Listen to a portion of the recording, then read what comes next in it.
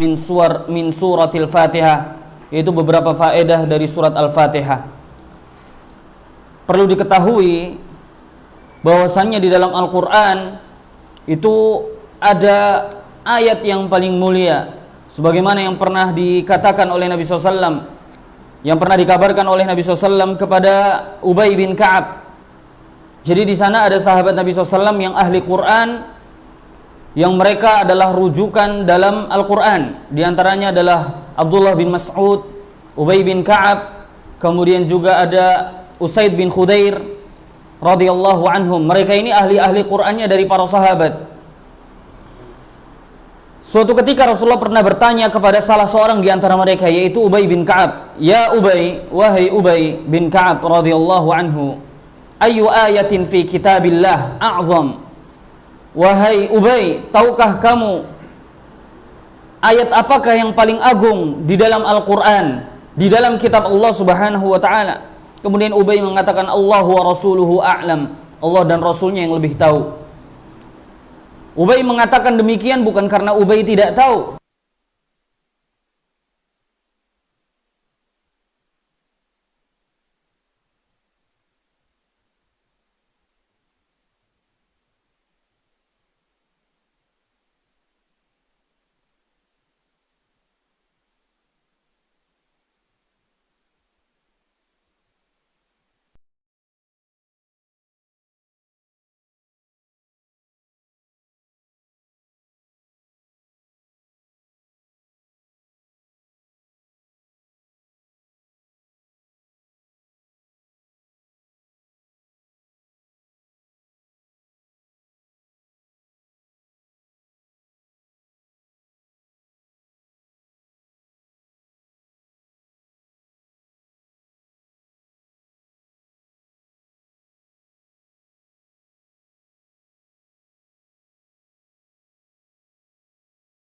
anzala mi'ata kutubin. Sebenarnya Allah itu menurunkan 100 kitab.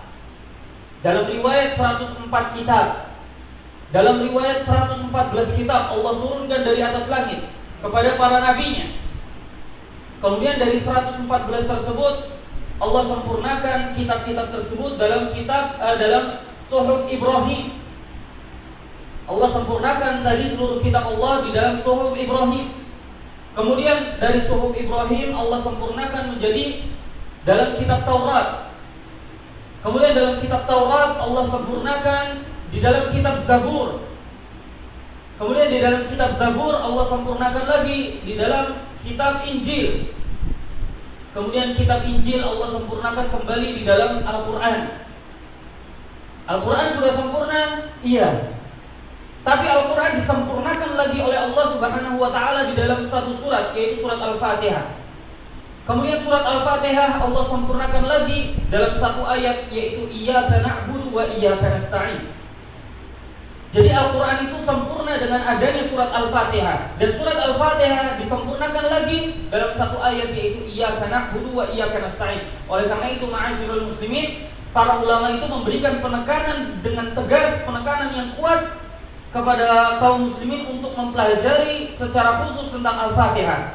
Bahkan ulama kita Ibnu Qayyim rahimahullahu ta'ala menulis kitab judulnya Madarikus Salikin Baina Manazili Iyyaka na'budu wa iyyaka nasta'in, tentang bagaimana keutamaan keagungan dari Iyyaka na'budu wa iyyaka nasta'in. Beliau menulisnya lebih dari 2 jilid. Yang tebelnya kira-kira seperti ini, 2 jilid. Itu cuma membahas tentang Iyyaka na'budu wa iyyaka nasta'in dari surat Al-Fatihah. Betapa agungnya kalimat dari Iyyaka na'budu wa iyyaka nasta'in yang insyaallah nanti akan kita bahas. Di sini kita memakai syarah dari Syekh Shalih Fauzan hafizahullah taala. Beliau membuka dengan Bismillahirrahmanirrahim, dengan menyebut nama Allah yang Maha Pengasih lagi Maha Penyayang. Para ulama biasa membuka kitab mereka dengan Bismillahirrahmanirrahim, iktidaan bi kitabillah. Mereka mengikuti kitab Allah yaitu Al-Quran, kemudian juga mengikuti iktidaan bi Rasulillah, dengan Rasulullah SAW. Allah Subhanahu wa ta'ala membuka seluruh surat dengan Bismillahirrahmanirrahim, kecuali surat At-Taubah. Allah tidak buka surat At-Taubah dengan Bismillahirrahmanirrahim. Para ulama menyebutkan kenapa? Karena surat At-Taubah berbicara tentang orang-orang munafik, berbicara tentang orang-orang kafir, sehingga Allah tidak memuliakan mereka, sehingga Allah tidak buka dengan Bismillahirrahmanirrahim. Kemudian ma'asyiral muslimin, azanillahu wa iyyakum jami'an. Nabi kita alaihi salatu wassalam ketika menulis surat kepada raja-raja di Oman, di Bahrain, kemudian kepada Raja Persia, kepada Heraklius di Romawi, Nabi SAW memulainya dengan Bismillahirrahmanirrahim. Juga Nabi Sulaiman menulis suratnya dengan Bismillahirrahmanirrahim. Yang kita tahu innahu min Sulaiman wa innahu Bismillahirrahmanirrahim. Sehingga para ulama mengikuti Allah Subhanahu wa taala dan mengikuti Rasulullah dalam penulisan buku mereka. Kemudian ma'asyiral muslimin, azanillahu wa iyyakum jami'an, kita akan bahas sedikit tentang Bismillahirrahmanirrahim ini masuk dalam surat Al-Fatihah atau tidak. Ada 3 pendapat dari para ulama tentang Bismillahirrahmanirrahim. Pendapat Imam Syafi'i rahimahullahu taala mengatakan bahwasanya Bismillahirrahmanirrahim itu masuk dari surat Al-Fatihah, sehingga mereka menjaharkan bacaan Bismillahirrahmanirrahim. Sehingga kita dapati ada beberapa imam menjaharkan Bismillahirrahmanirrahim. Karena apa? Karena Bismillah masuk dari bagian surat Al-Fatihah, sehingga apa? Termasuk yang harus dikeraskan bacaannya. Ini menurut Imam Syafi'i, pendapat yang pertama. Sedangkan pendapat yang kedua adalah pendapat dari Imam Ahmad dan yang lainnya, juga dari jumhur para ulama, yaitu Bismillahirrahmanirrahim bukan bagian dari Al-Fatihah, melainkan dia adalah pemisah antara satu surat dengan surat yang lainnya.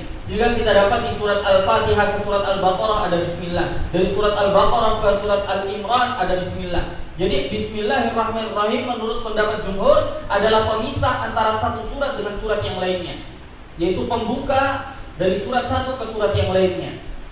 Sehingga mereka yang mengatakan pendapat kedua tidak perlu dijaharkan Bismillahirrahmanirrahim.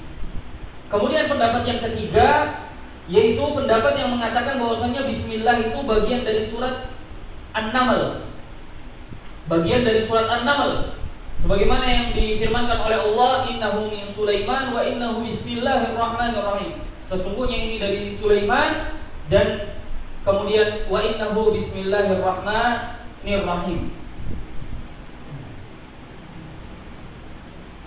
Sesungguhnya ini dari Sulaiman dan ini dimulai dengan Bismillahirrahmanirrahim. Ini yang perlu diketahui, karena nanti akan kita bahas yang dimaksud dari 7 ayat yang agung, yang diulang-ulang, karena ini berkaitan dari pendapat tadi.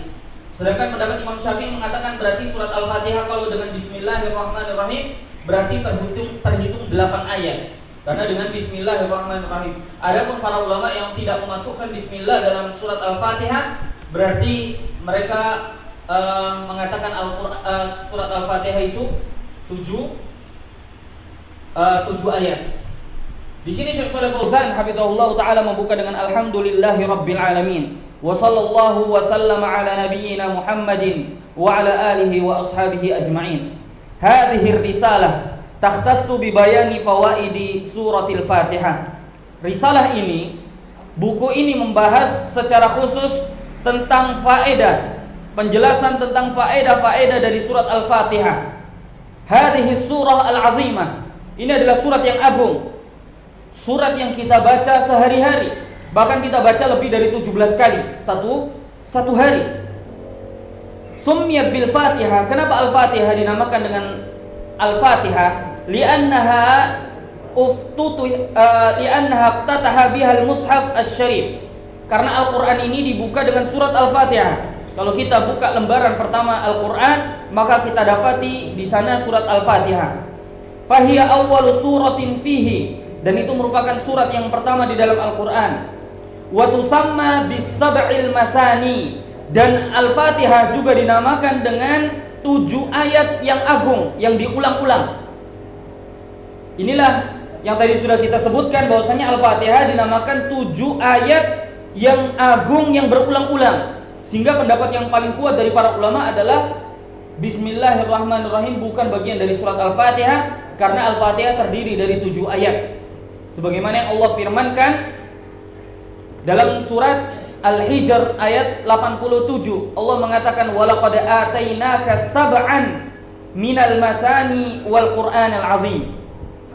Dan sungguh kami telah datangkan kepada engkau, atau kami telah berikan kepada engkau wahai Muhammad sab'an, 7 minal masani, 7 ayat yang agung, minal masani yang diulang-ulang, wal Qur'anil azim, dan Al-Qur'anlah yang agung. Jadi Allah Subhanahu wa taala memberikan secara khusus surat Al-Fatihah kepada Nabi sallallahu alaihi wasallam, yaitu jumlahnya 7 ayat. Sehingga yang mengatakan Al-Fatihah atau Bismillahirrahmanirrahim bagian dari Al-Fatihah adalah pendapat yang lemah. Kemudian di sini dikatakan sama Syekh Shalih Fauzan, waqila, dikatakan summiyat bil masani. Kenapa dinamakan masani? Tadi Allah mengatakan sab'an minal masani, kami berikan kepada engkau 7 ayat yang agung yang diulang. Apa yang dimaksud al-masani? Beliau mengatakan li'annaha tukraru qira'atuha fi kulli raq'atin. Karena apa? Pengucapan Al-Fatihah itu diulang-ulang setiap rakaat. Setiap dari kita wajib membaca surat Al-Fatihah. Di sana Nabi SAW mengatakan la sholata liman lam yaqra' bi Fatihatil kitab. Tidak ada salat bagi mereka yang tidak membaca Al-Fatihah. Ketika kita salat ternyata enggak membaca Al-Fatihah, maka salat kita tidak dianggap oleh Allah Subhanahu wa taala. Meskipun di sana ada para ulama yang merincikan hal tersebut. Misalnya Syekh Albani rahimahullahu taala mengatakan bahwasanya Al-Fatihah wajib dibaca oleh imam saja. Makmum mendengar. Syekh Albani berdalil dengan firman Allah Subhanahu wa taala, yaitu wa idza quri'al Qur'an fastami'u lahu. Kalau dibacakan kepada kalian Al-Qur'an fastami'u lah, maka dengarkan dengan seksama. Wa ansitu, diamlah kalian, enggak usah berucap. La'allakum turhamun, agar kalian dirahmati oleh Allah Subhanahu wa taala. Sehingga pendapat Syekh Albani mengatakan bahwasannya ketika imam sudah membaca Al-Fatihah maka makmum diam. Ini khusus dalam salat jahar. Sedangkan pendapat ulama yang lain mengatakan imam dan makmum wajib membaca. Tapi ketika imam dan makmum wajib membaca, dalilnya tadi sabda Nabi SAW, la sholata liman lam yaqra' bi Fatihatil kitab. Tidak ada sholat bagi mereka yang tidak membaca Al-Fatihah. Sehingga imam dan makmum wajib membaca, baik jahar maupun sir, baik sholat yang dikeraskan maupun sholat yang sirriyah, yang tidak dikeraskan bacaan Al-Fatihahnya. Namun pendapat yang ketiga adalah pendapat yang menggabungkan keduanya, dan ini yang paling afdol, yaitu makmum membaca Al-Fatihah ketika imam membaca Al-Fatihah secara sirriyah, tidak dikeraskan. Adapun ketika imamnya membaca dikeraskan, maka kita cukup mendengarkan bacaan imam. Karena Al-Fatihah diulang di setiap rakaat, sehingga dia disebut dengan al-masani. Al-masani itu artinya kedudukan yang tinggi. Dan Al-Fatihah memiliki kedudukan yang tinggi dan disebut dengan masani. Kenapa? Karena diulang-ulang di setiap rakaat. Juga wa tusamma ummul Quran, dinamakan juga ummul Quran, induknya Al-Quran atau ibunya Al-Quran. Li'anna ummas syai', karena itu adalah pokok dari segala sesuatu.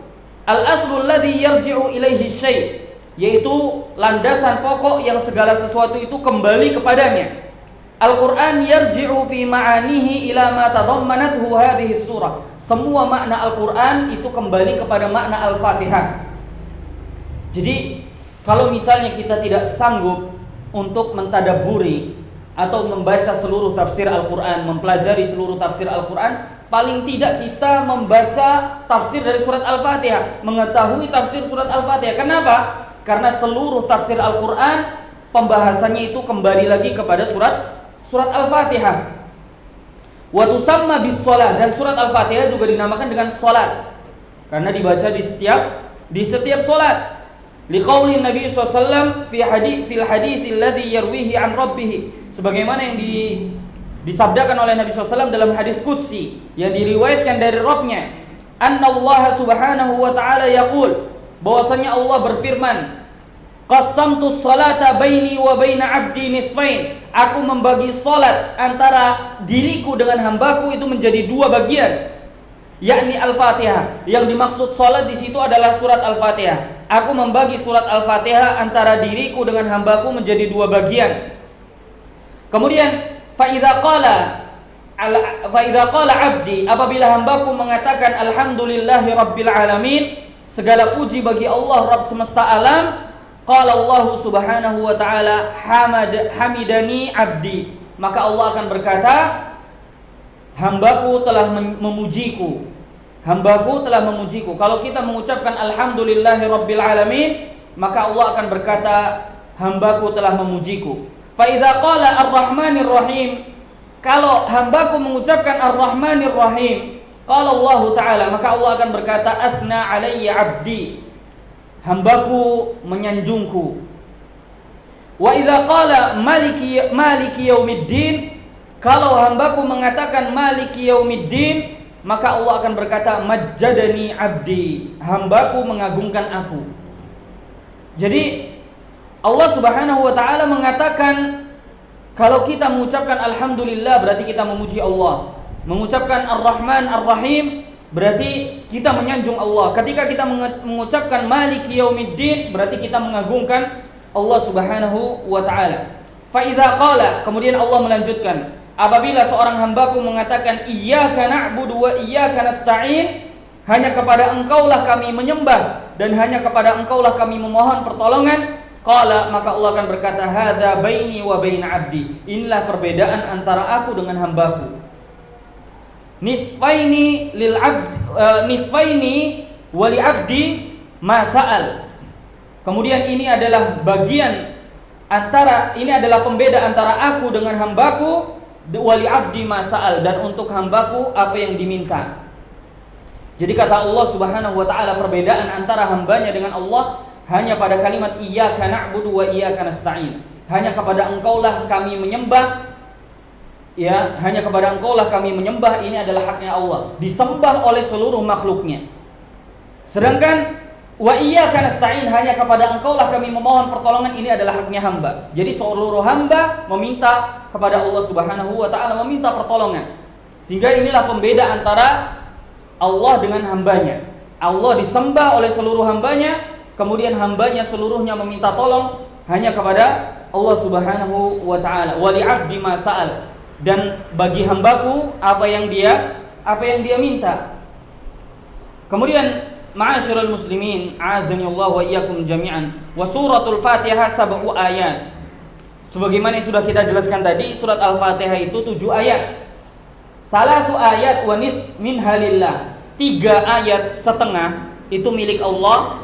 Sana'un 'ala Allahi azza wa jal, yang semuanya adalah pujian kepada Allah. Wa salasun wa nis, sedangkan 3 setengah lainnya adalah min halil abdi, semuanya adalah untuk hamba Allah subhanahu wa ta'ala. Min qawlihi iyyaka nasta'in, dari iyyaka nasta'in sampai waladhdallin, semuanya 3 setengah itu milik hamba Allah. Sedangkan dari alhamdulillahi rabbil alamin sampai iyyaka na'bud, itu semuanya adalah milik Allah subhanahu wa ta'ala. Ini makna fahadha makna qauluhu jalla wa ala qasamtus shalah. Ini adalah makna dari firman Allah subhanahu wa ta'ala, sesungguhnya aku membagi salat, yakni suratul Fatihah. Yang dimaksud adalah surat Al-Fatihah, baini wa baina abdi, yaitu antara aku dengan hambaku. Kemudian ma'asyiral muslimin, azani Allah wa iyyakum jami'an, wa tusamma bil kafiyah. Surat Al-Fatihah itu juga dinamakan dengan Al-Kafiyah, yaitu surat yang mencukupi. Surat yang bisa disebut dengan surat yang kafiyah, mencukupi seluruh kebutuhan hamba. Ketika hamba tersebut sakit, maka dia bisa berobat dengan Al-Fatihah, bisa dicukupkan dengan Al-Fatihah. Wa tusamma bir ruqyah. Al-Fatihah juga disebut dengan ruqyah. Ya, jadi surat Al-Fatihah dinamakan dengan surat ruqyah juga. Kenapa? Li'anna nafar minas sahabah alladzina nazalu ala hayyin min ahya'il arab istadafuhum falam yudayyifuhum. Karena kenapa? Karena ada beberapa orang dari sahabat yang mereka kemudian safar mereka menginap di salah satu kampung dari kampung-kampung Arab, dari kabilah Arab. Tatkala mereka menginap di kampung tersebut, mereka minta untuk dijamu, tapi falam yudayyifuhum, tapi ternyata apa? Penduduk kampung tersebut enggan, tidak mau menjamu para sahabat. Sehingga para sahabat tidak memiliki tempat tinggal, tidak memiliki makanan dan yang lainnya, sehingga mereka terlantar. Karena apa? Karena tidak dijamu. Faludhiqa kabiruhum, sampai kepala sukunya kemudian tersengat kalajengking. Sehingga ketika kepala sukunya tersengat kalajengking, dia sampai dalam riwayat lumpuh kakinya, nggak bisa berjalan, nggak bisa bergerak, dia hanya tiduran berbaring. Sehingga faja'u, karena mereka penduduk kampung tersebut tahu yang datang adalah para sahabat, mereka adalah orang-orang berilmu, sehingga jauh mereka datang kepada para sahabat. Yatlubuna minas sahaba ar-ruqyah, yaitu mereka meminta kepada para sahabat untuk meruqyah pemimpin mereka, kepala suku mereka. Faqala ahadus sahabah, salah satu di antara sahabat berkata, innana narqi walakin abaitum an tutayifuna, kami sebenarnya mau meruqyah pemimpin kalian, tapi kalian tidak mau menjamu kami. Fala narqi illa biju'lin, kami tidak akan meruqyah kecuali kamu memberikan upah kepada saya. Illa bi ujrah, kecuali kamu memberikan upah kepada saya. Fasyaratu lahum qati'an minal ghanam, kemudian mereka bertanya, apa upahnya? Kemudian para sahabat mengatakan, kami kelaparan, berikan kami kambing untuk kami makan. Berikan kepada kami apa? Potongan daging kambing untuk kami makan. Akhirnya para sahabat kemudian penduduk kampung tersebut setuju.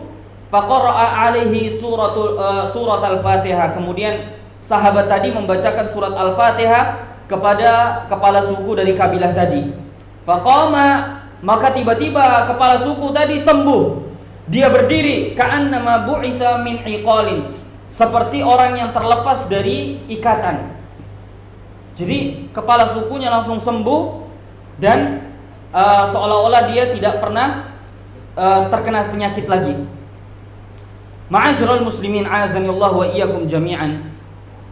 Falamma qadimu ala Nabi sallallahu alaihi wasallam, tatkala sahabat tadi sudah dikasih kambing, tapi mereka masih ragu-ragu apakah kambing tersebut halal atau tidak. Sehingga mereka tidak berani memakan kambing tersebut hatta yadullu hatta akhbarahu ila Rasulillah SAW, sampai mereka mengabarkan dulu kepada Nabi, wahai Rasulullah, tadi saya meruqyah, saya dikasih kambing, boleh enggak kambingnya saya makan? Kemudian kata Rasulullah SAW, wa ma adraka annaha ruqyah, dari mana kamu tahu bahwasannya surat Al-Fatihah adalah ruqyah? Kemudian Rasulullah SAW mengizinkan untuk kambing tersebut dimakan. Jadi boleh mengambil upah yang diberikan dari ruqyah, dari hadis ini. Tapi yang jadi perhatian di sini, ma'asyiral muslimin, adalah surat Al-Fatihah itu adalah kesembuhan, untuk ruqyah, untuk pengobatan. Jadi ruqyah itu bukan pengobatan alternatif, setelah berobat ke dokter nggak sembuh-sembuh baru dia ruqyah. Bukan, kata para ulama, kata Syekhul Islam, ruqyah itu adalah da'bus salihin, da'bul anbiya was salihin. Ruqyah itu adalah pengobatan para nabi dan orang-orang soleh. Sehingga para nabi ketika mereka sakit, mereka beruqyah dulu. Makanya Nabi SAW ketika demam, Jibril datang, ya Rasulullah, istakaita, wahai Rasulullah, kamu merasakan panas? Kemudian kata Rasulullah, na'am, iya, saya merasakan panas, saya merasakan demam. Kemudian kata Jibril, saya akan meruqyahmu wahai Rasulullah. Akhirnya Jibril meruqyah. Jadi Rasulullah, kemudian para sahabat dan juga orang-orang soleh menjadikan ruqyah itu sebagai pengobatan utama dalam penyembuhan. Makanya Ibnu Qayyim rahimahullahu ta'ala pernah suatu ketika sakit diare yang membuat perutnya itu sakit luar biasa. Kemudian beliau mengingat hadis ini, bahwasanya Al-Fatihah itu adalah bagian dari penyembuhan. Kemudian beliau memegang bagian yang sakit, membacanya 7 kali. Setelah dibaca 7 kali, ternyata apa? Beliau katakan, saya tidak merasakan sakit setelah itu. Saya tidak pernah terkena penyakit yang sama juga setelah itu. Jadi tidak merasakan sakit, juga tidak pernah terkena penyakit yang sama. Jadi kalau kita sakit, maka diobati dengan ruqyah. Ketika kita demam, apalagi Nabi SAW mengatakan la ruqyata illa fi ainin aw humah. Ruqyah itu lebih bermanfaat kalau demam dan kena ain. Jadi ketika kita kena ain atau demam, maka ruqyah itu lebih bermanfaat. Jadi ketika kita demam, maka ruqyahlah tubuh kita dengan surat Al-Fatihah ini. Karena apa? Karena ini benar-benar surat yang agung yang Allah Subhanahu wa taala menyembuhkan seseorang melalui perantara surat ini. Kemudian wahya suratun 'azimah yadullu ala 'azamatiha anna Allah ja'ala qira'ataha ruknan min arkanis shalah.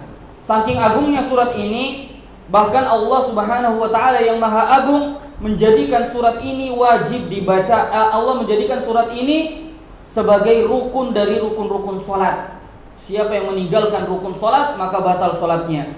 Wa annaha tukraru fi kulli rak'ah, dan ini diulangi di setiap rakaat. Fa hadza yadullu ala 'azamati hadhihi surah. Ini menunjukkan keagungan surat ini. Oleh karena itu, ma'asyiral muslimin, azanillahu wa iyyakum jami'an, jangan sampai kita menjadi makmum, imamnya membaca Al-Fatihah, kita enggak paham apa yang dibaca imam, enggak paham ini bacaan Al-Fatihah itu maknanya apa, tafsirnya apa, keagungannya apa, enggak paham. Enggak boleh, seorang muslim seperti ini tidak boleh. Bahkan ada para ulama yang menekankan bahwasannya setiap imam wajib memperbaiki bacaan Al-Fatihahnya. Karena ketika bacaan Al-Fatihahnya salah, maka tidak diterima sholatnya. Ini bahaya.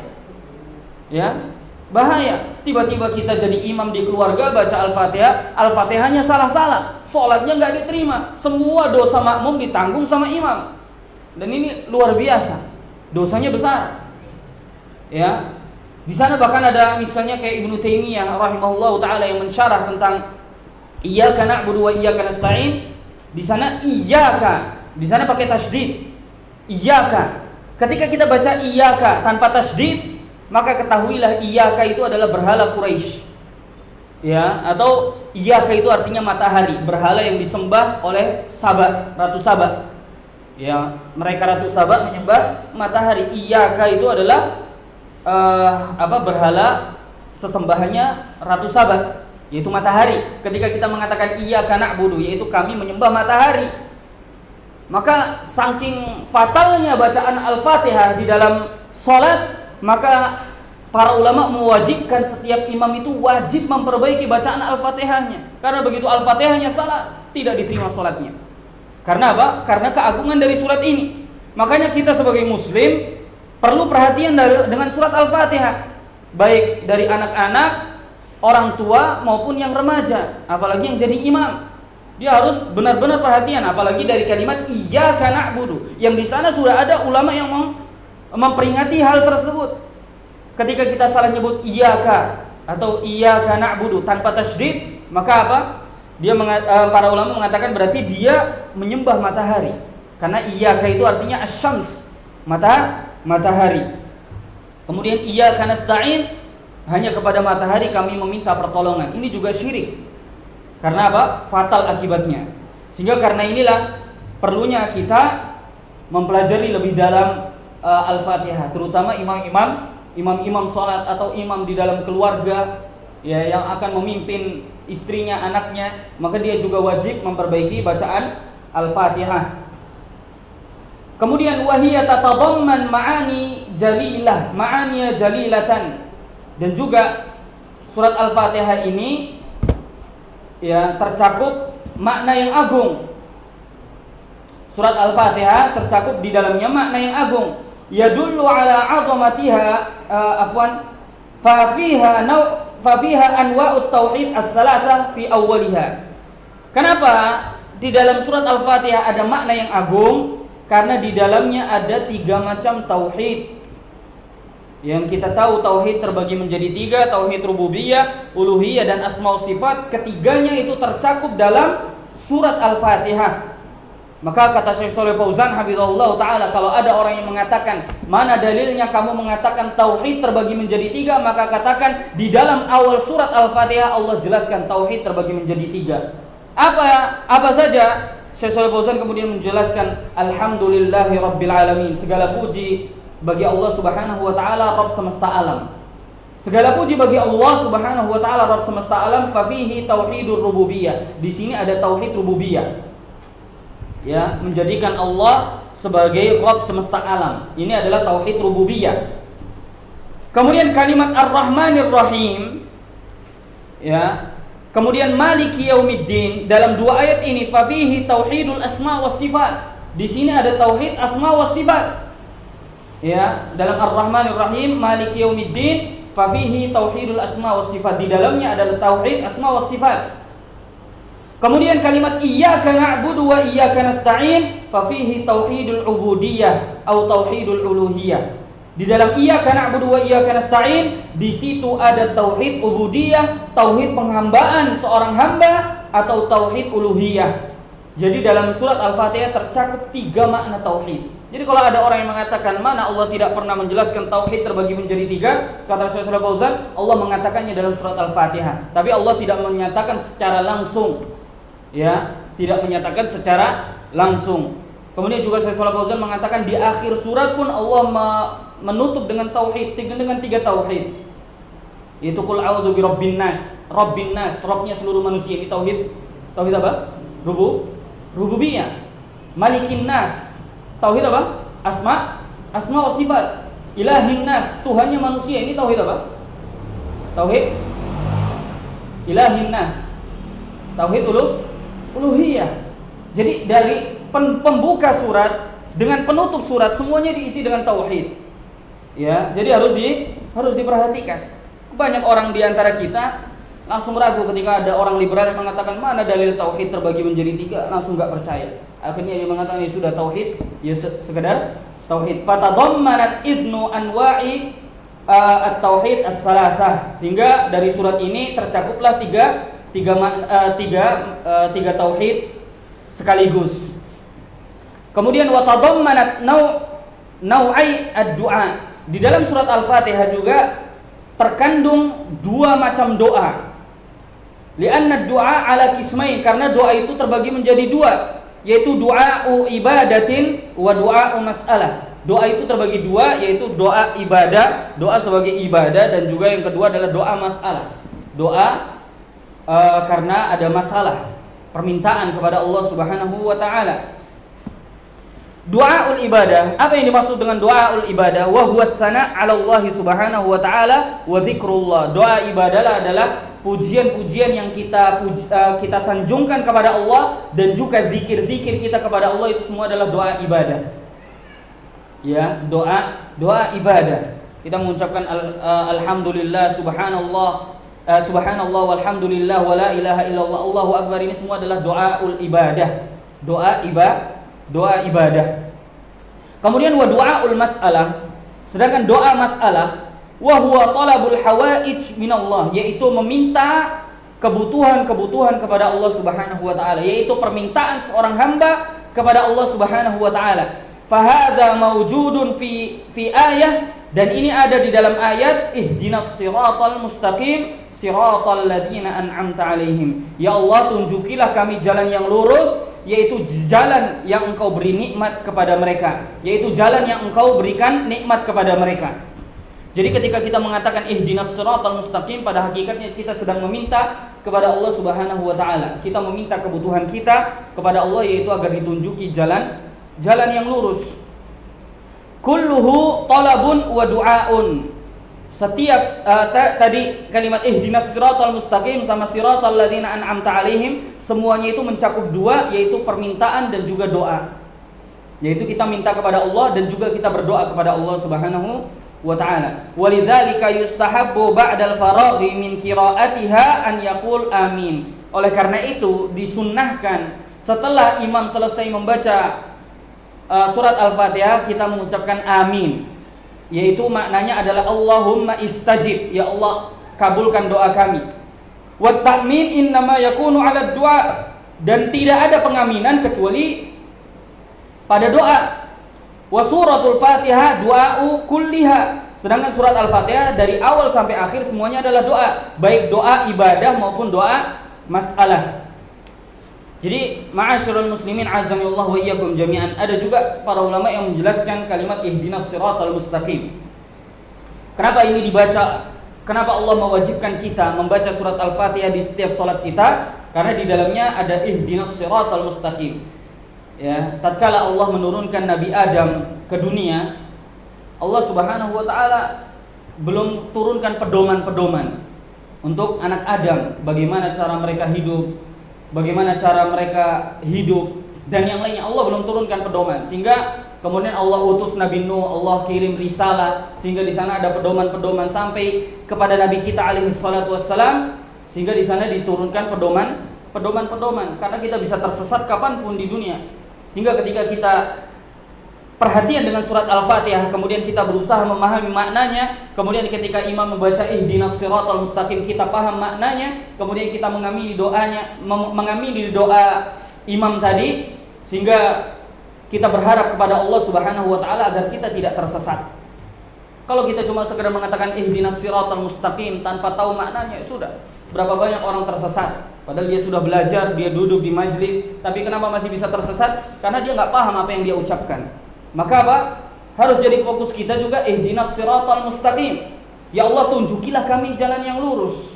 Jika ketika kita paham makna tersebut, kita mengamini imam, maka Allah tidak menyesatkan kehidupan kita di dunia. Kemudian ma'asyiral muslimin, ada juga para ulama yang menjelaskan dalam kalimat ihdinas siratal mustaqim, yaitu adalah sebagai solusi atau jalan keluar. Kita tahu bahwasanya Nabi SAW bersabda, diriwayatkan bahwasanya karena Nabi SAW idza hazabahu amrun fazi'a ila shalah.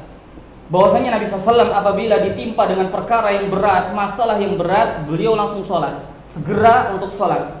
Kenapa? Karena kata para ulama, karena di dalamnya ada ihdinas siratal mustaqim, yaitu seorang hamba minta petunjuk kepada Allah, minta jalan keluar. Makanya kalau kita lagi ada masalah, lagi ada permasalahan yang nggak bisa dipecahkan atau masalah yang pelik, langsung sholat. Ihdinas siratal mustaqim, ya Allah minta petunjuk, ya Allah tunjukilah kami terhadap masalah ini, berikan kepada kami solusi, jalan keluar. Maka ketika kita paham makna ihdinas siratal mustaqim, selesai sholat ternyata Allah kasih solusi. Bahkan Syekh Utsaimin mengatakan, kalau kalian lupa naruh barang, sholat aja, nanti apa? Langsung ingat. Karena apa? Ada ihdinas siratal mustaqim. Kemudian ma'asyiral muslimin a'azanillahu wa iyyakum jami'an, wa fiha itsbatur risalat. Ya. Dan juga di dalam surat Al-Fatihah ada penetapan risalah. Ya, ada penetapan risalah. Itsbatu ar-risalat, yaitu penetapan risalah, bahwasanya Allah Subhanahu wa taala menurunkan risalah, menurunkan ajaran agama, kemudian mengutus para rasul.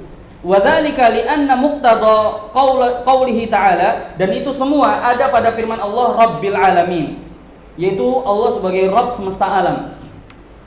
War rabbu, kalimat Rabb, ma'asyiral muslimin, kalau kita sudah belajar dalam tauhid, Rabb itu mencakup 3. Rabb itu syarat menjadi Rabb ada 3. Dia harus Al-Khaliq, dia harus bisa menciptakan, Al-Malik, dia harus memiliki, kemudian Al-Mudabbir, dia bisa mengatur. Ya. Bisa jadi ada orang dia bisa menciptakan, tapi ternyata dia tidak memiliki karena dia cuma menciptakan. Berapa banyak ya perusahaan itu hanya menciptakan, sedangkan hak miliknya masih milik orang lain. Artinya dia belum sempurna. Kemudian ada Al-Mudabbir, bisa jadi manusia menciptakan, dia memiliki juga, tapi dia tidak bisa mengatur. Misalnya manusia menciptakan robot, dia memiliki lisensi robot tersebut, jadi hak paten milik dia, tapi dia tidak bisa mengatur robot tersebut. Sehingga syarat Rabb itu 3, Al-Khaliq, Al-Malik, Al-Mudabbir. Ya, dan Al-Khaliq menciptakan dengan ciptaan yang sempurna, Al-Malik memiliki dengan kepemilikan yang sempurna. Manusia kepemilikannya enggak sempurna. Manusia bisa jadi memiliki kucing, memiliki kelinci, memiliki yang lain, tapi manusia tidak boleh membunuhnya. Manusia memiliki uang tapi tidak boleh membakarnya. Sedangkan Allah Subhanahu wa taala, Allah memiliki bumi, Allah boleh menghancurkan bumi kapanpun. Makanya Allah mengatakan wala yakhafu uqbaha, Allah tidak takut kehancuran pada bumi. Kalau kita bangun rumah, kita akan takut rumah kita hancur, kita takut yang lainnya. Kalau Allah tidak. Sehingga kepemilikan Allah Subhanahu wa taala benar-benar sempurna. Itu kandungan dari Rabbul Alamin. War-Rabb, kalimat Ar-Rabb huwa alladhi yuslihu ibadahu wa yurabbihim. Rabb itu adalah Allah Subhanahu wa taala yang memperbaiki hambanya dan mendidik hambanya. Jadi Allah memperbaiki hambanya dan mendidik mereka. Wa muqtada tarbiyatihim, dan di antara cara Allah mendidik hambanya adalah an yursila ilaihimur rusul, yaitu Allah mengirim para rasul kepada hambanya, lihidayatihim wa tarbiyatihim, agar menunjukkan hambanya kepada hidayah dan juga mendidik mereka menuju hidayah Allah Subhanahu wa taala. Wa hadza min muqtada ar-rububiyah, dan inilah yang terkandung dalam ar-rububiyah, dalam rububiyah Allah Subhanahu wa taala. Jadi kalimat Rabb tadi adalah Allah memperbaiki hambanya dan mendidik mereka, membimbing mereka. Dan maksudnya Allah membimbing mereka adalah dengan cara Allah menurunkan Rasul, Allah menurunkan ajaran agama, kemudian Allah Subhanahu wa taala menurunkan kitab. Ini adalah bentuk pendidikan Allah Subhanahu wa taala kepada hambanya, dan ini terkandung pada rububiyah Allah Subhanahu wa taala. Wa min muqtadal hidayah, sedangkan yang terkandung dalam hidayah, maksudnya hidayah adalah ihdinas siratal mustaqim, ya Allah tunjukilah kami jalan yang lurus. Ini adalah hidayah yang tercakup dalam hidayah. Dan hidayah itu sebutkan oleh para ulama ada dua, yaitu ada hidayatul irsyad wal bayan, hidayah yang berupa petunjuk atau penjelasan.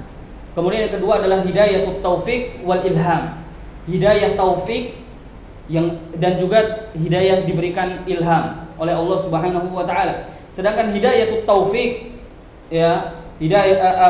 hidayatul irsyad wal bayan adalah para dai, kemudian para nabi, itu mereka hidayatul irsyad wal bayan. Mereka menunjuki manusia, mereka menjelaskan kepada manusia kebenaran. Sedangkan hidayatul taufik semuanya murni dari Allah Subhanahu wa taala. Makanya Nabi SAW, Allah berfirman kepada Nabi, innaka la tahdi man ahbabta walakinallaha yahdi man yasha. Wahai Muhammad, sesungguhnya engkau tidak bisa memberi hidayah kepada orang yang kamu cintai, tapi Allah yang memberi hidayah kepada siapapun yang Dia kehendaki. Kemudian Imam Syafi'i mengatakan, kalau seandainya hidayah itu bisa saya beli, maka saya akan beli hidayah, kemudian saya akan bagikan kepada orang-orang yang saya cintai. Tapi ternyata apa? Hidayah sepenuhnya adalah di tangan Allah Subhanahu wa taala, dan itulah maksud dari firman Allah, ihdinas siratal mustaqim, yaitu ya Allah tunjukilah kami jalan yang lurus. Hidayah di sini adalah hidayah at-taufik wal ilham. Ya, sehingga berapa banyak orang yang mengucapkan ihdinas siratal mustaqim ternyata jalannya masih tersesat. Ternyata dia masih di atas sekte yang sesat, dia masih di atas kelompok-kelompok yang sesat. Kenapa? Karena di situ hidayah murni, hidayah taufik dari Allah Subhanahu wa taala. Ya, hidayah taufik, bukan hidayah irsyad wal bayan. Kemudian di sini Syekh Shalih Fauzan menjelaskan, la yumkinul ihtida ila siratil mustaqim illa birrusul, dan tidak mungkin seorang manusia mendapat hidayah petunjuk melewati jalan yang lurus kecuali melalui perantara para rasul. Jadi kita tidak mungkin kemudian tiba-tiba Allah mewahyukan kepada kita, enggak mungkin. Ya, bahkan Allah Subhanahu wa taala berfirman, ma kana li basyarin ayyukallimahullah ma kana li basyarin ayyukallimahullah tidak pantas bagi manusia biasa kemudian dia langsung berbicara kepada Allah Subhanahu wa taala illa wahyan aw min wara'i hijab, kecuali harus turun wahyu dulu atau dari balik hijab. Ya, atau dari balik hijab. Jadi Allah tidak mungkin langsung berkata kepada kita, menurunkan wahyu kepada kita, mengilhamkan kepada kita, tidak mungkin. Ya, kecuali harus lewat perantara wahyu atau dari balik hijab, tirai. Dan ada sahabat yang diajak bicara langsung oleh Allah Subhanahu wa taala, yaitu dalam perang Uhud. Itu sahabat Nabi namanya Abdullah bin Haram radhiyallahu anhu. Dia adalah satu-satunya sahabat yang langsung diajak bicara oleh Allah Subhanahu wa taala, tentunya lewat hijab, lewat perantara, tidak lihat secara langsung. Kemudian ma'asyiral muslimin, setelah kita tahu bahwasannya hidayah tadi harus dengan para rasul, sehingga Allah menurunkan wahyu kepada para rasul, bukan kepada manusia-manusia biasa. Sehingga kalau ada manusia mengatakan saya dapat wahyu dari Allah, itu adalah dusta. Karena Allah memilih wahyu tersebut hanya turun kepada rasul-rasul Allah Subhanahu wa taala, fa fiha isbatu ar-risalah. Sehingga di dalamnya di dalam surat Al-Fatihah itu terdapat penetapan risalah, bahwasanya Allah mengutus para rasul, Allah membawakan kepada mereka ajaran-ajaran agama. Kemudian di sini Syekh Shalih Fauzan menjelaskan wa fiha ar-raddu ala jami'it tawaifil munharifah. Di dalam surat Al-Fatihah terdapat bantahan kepada seluruh taifah al-munharifah, kepada seluruh kelompok yang melenceng, kelompok yang sesat. Ya, fa fiha ar-raddu ala al-malahidah. Di dalam surat Al-Fatihah ada bantahan kepada malahidah, kepada orang-orang ateis, orang-orang ilmaniyah, alladzina yu'attiluna al-kaun min khaliqihi, yaitu mereka yang mengatakan bahwasannya segala sesuatu itu ada dengan sendirinya tanpa ada pencipta. Ya, ini ada bantahan kepada mereka. Fa fiha ar-raddu alaihim bi itsbati anna hadzal kaun lahu rabbun khalaqahu wa huwa rabbul alamin. Bantahannya di mana? Yaitu dengan menetapkan bahwasannya seluruh yang ada di alam semesta ini ada yang mengatur, ada yang menciptakan, dan ada yang memiliki, yaitu Allah Subhanahu wa taala pada kalimat Rabbul Alamin. Sehingga di sini ada bantahan kepada orang-orang ateis yang mereka mengatakan bahwasanya tidak ada Tuhan, yang mereka mengatakan bahwasanya alam ini terjadi dengan sendirinya, tidak ada yang menciptakan. Maka bantahannya ada pada kalimat Rabbul Alamin, Allah pemilik alam semesta. Karena tadi sudah kita sampaikan kalimat Rabb itu mencakup tiga: Al-Khaliq, Al-Malik, Al-Mudabbir. Khaliq menciptakan, kemudian Al-Malik memiliki, kemudian Al-Mudabbir mengatur. Ya. Itu pada kalimat Ar-Rabb. Kemudian War-Rabb di sini disebutkan War-Rabbu, sedangkan Rabb maknanya adalah Al-Khaliq, yaitu pencipta, Al-Murabbi, yang mengatur, li jami'il khalqi bin ni'am, ya, yang mengatur seluruh urusan makhluk dengan bin ni'am, dengan kenikmatan, yaitu dengan karunia dari Allah Subhanahu wa taala. Wal muslih wal malik, dan juga Allah Subhanahu wa taala memperbaiki urusan hambanya. Wal malik, Allah yang memiliki mereka, Allah lah raja mereka semua. Kullu hadhihi tadkhulu fi ma'ani ar-rabb. Semua ini adalah masuk pada kalimat Rabb, sebagaimana yang sudah kita sebutkan tadi, Al-Khaliq, Al-Malik, Al-Mudabbir. Kemudian fa fiha ar-radd 'ala al-malahidah al-mu'attilah, sehingga di dalamnya ada bantahan kepada mereka al-malahidah, yaitu kelompok-kelompok ateis yang mu'attilah, yang mereka meniadakan adanya Tuhan. Kemudian wa fiha ar-radd 'ala al-musyrikin alladzina ya'buduna ghairallah. Kemudian di dalamnya juga ada bantahan kepada orang-orang musyrikin yang mereka menyembah selain Allah Subhanahu wa taala, yaitu pada kalimat iyyaka na'bud, hanya kepada Engkaulah kami menyembah. Haitsu inna fiha ikhlasul ibadah lillah, karena di dalamnya ada perintah untuk mengikhlaskan ibadah hanya kepada Allah. Fa fiha ar-raddu 'alal musyrikin alladzina ya'buduna ma'allahi ghairah, sehingga di dalamnya terdapat bantahan kepada orang-orang musyrikin yang menyembah selain Allah Subhanahu wa taala. Wa fiha ar-radd 'ala tawaifi hadhihi al-ummah allati istattat an tariqil haq, dan juga ada bantahan kepada seluruh kelompok yang mereka menyimpang dari kebenaran, kal Jahmiyah, seperti misalnya kelompok Jahmiyah. Kelompok Jahmiyah pemimpinnya adalah Jahm bin Safwan. Dia merupakan muridnya Ja'ad bin Dirham. Ja'ad bin Dirham adalah orang pertama yang menolak mahabbah, sifat mahabbah untuk Allah Subhanahu wa taala, sehingga dia kemudian disembelih di hari Idul Adha oleh seorang khalifah namanya Khalid Abdullah Al-Qasiri rahimahullahu taala. Ja'ad bin Dirham disembelih karena apa? Dia menolak sifat mahabbah untuk Allah Subhanahu wa taala. Dia punya murid namanya Jahm bin Safwan, dan Jahm ini juga disembelih seperti gurunya di hari Idul Adha, di mana khalifah mengatakan, wahai manusia, sembelihlah sembelihan kalian dalam rangka mendekatkan diri kalian kepada Allah, sedangkan saya mendekatkan diri saya kepada Allah dengan menyembelih musuh Allah, yaitu Jahm bin Safwan. Dia pendiri kelompok Jahmiyah. Kelompok Jahmiyah ini menolak seluruh nama dan sifat Allah Subhanahu wa taala. Ya, Allah tidak di atas, Allah tidak memiliki tangan, Allah tidak memiliki wajah, Allah tidak memiliki sifat. Kenapa? Karena kata mereka Tuhan itu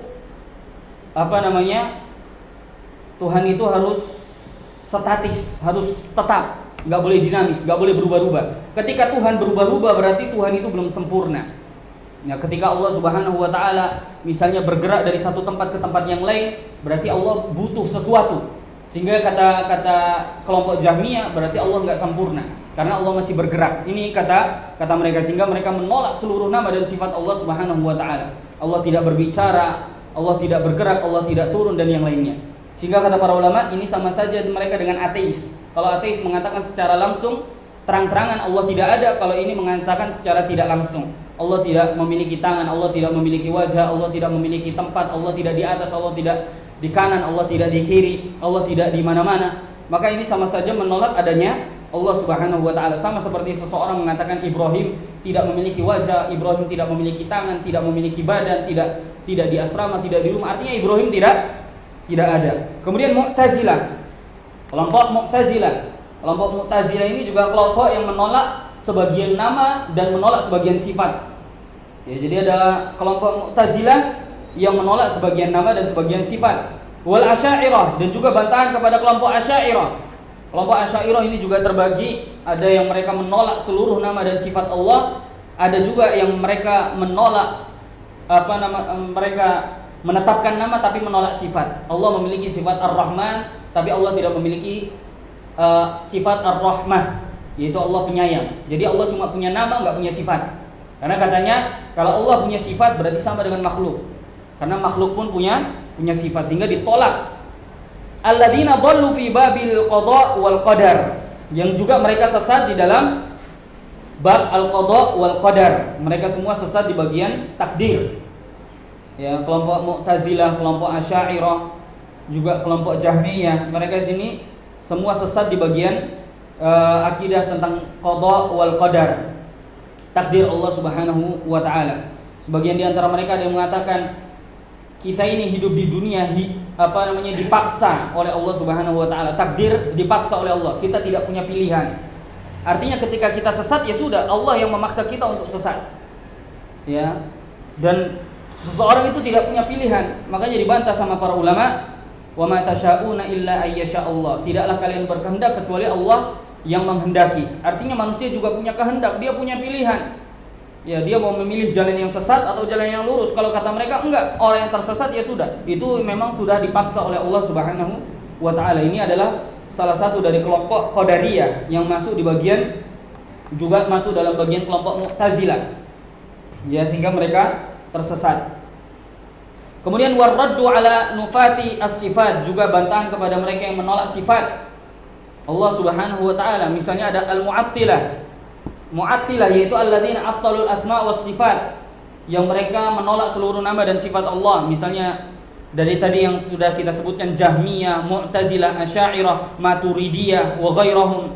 Ini semua adalah kelompok-kelompok yang menolak nama dan sifat Allah Subhanahu wa taala. Kullu man nafas sifat aw nafa syai'an minha fa hadhihi surah taruddu alaihim.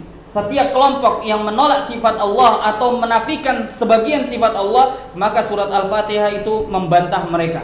Karena di sana ada penetapan sifat Ar-Rahman, Ar-Rahim, Maliki Yaumiddin.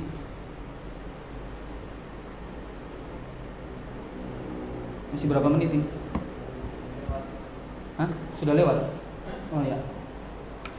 Baik, kita cukupkan.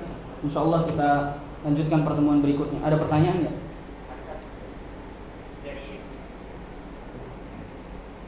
Ini pertanyaan, jika ada imam membaca surah Al-Fatihah, jika ada imam membaca surah Al-Fatihah salah dalam membacanya, kemudian ada makmum yang memperbaiki bacaan, apakah imam menanggung dosa makmum atau tidak?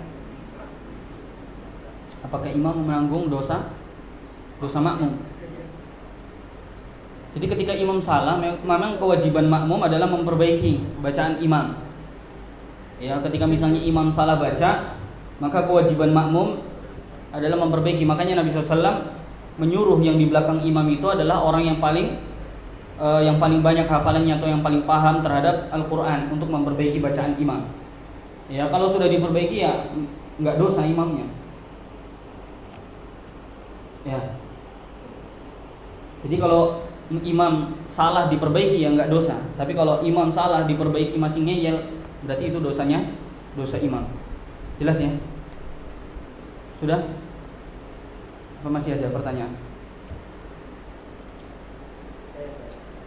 Misalnya kita safar ya, kemudian kita di belakang imam, kemudian kita tahu bacaannya salah, namun kita juga tidak menegurnya. Apakah itu sholatnya menjadi batal? Seperti yang tadi aku bilang bahwa ketika membaca Al-Fatihah tidak tepat atau salah, bisa jadi menjadi ditolaknya sholat tersebut. Biasa. Iya, kalau misalnya kita safar kan kita kadang di masjid yang imamnya juga orang-orang tua yang bacaannya salah-salah. Maka kewajiban kita sebenarnya adalah memperbaiki bacaan imam. Ketika kita tidak mampu memperbaiki bacaan imam, paling enggak di dalam hati kita menyelisihi ini salah imamnya. Tapi ketika kita kan Nabi SAW mengatakan amar ma'ruf itu ada 3 dari hadis Abu Sa'id Al-Khudri. Ya, bisa dengan tangan, lisan, bisa juga dengan hati. Wa dzalika adhaful iman, dan itu adalah selemah-lemah iman. Ketika imamnya salah, kita yakin dalam hati itu salah imamnya. Ya, dan itu semua dosa makmum ditanggung sama imam. Makanya bahaya jadi imam. Ya, bahaya. Ketika imam benar sholatnya diterima oleh Allah, maka semua pahala makmum imam juga dapat. Tapi ketika imamnya salah, makmumnya akhirnya salah, dosanya makmum juga ditanggung oleh imam, sehingga berat jadi imam. Ya, berat jadi imam. Allahu a'lam. Baik, saya kira itu kita cukupkan dengan doa kafaratul majlis. Subhanakallahumma wa bihamdika asyhadu an la ilaha illa anta astaghfiruka wa atubu ilaik. Wa sallallahu ala nabiyyina Muhammad wa ala alihi wa sahbihi wa sallam. Assalamu alaikum warahmatullahi wabarakatuh.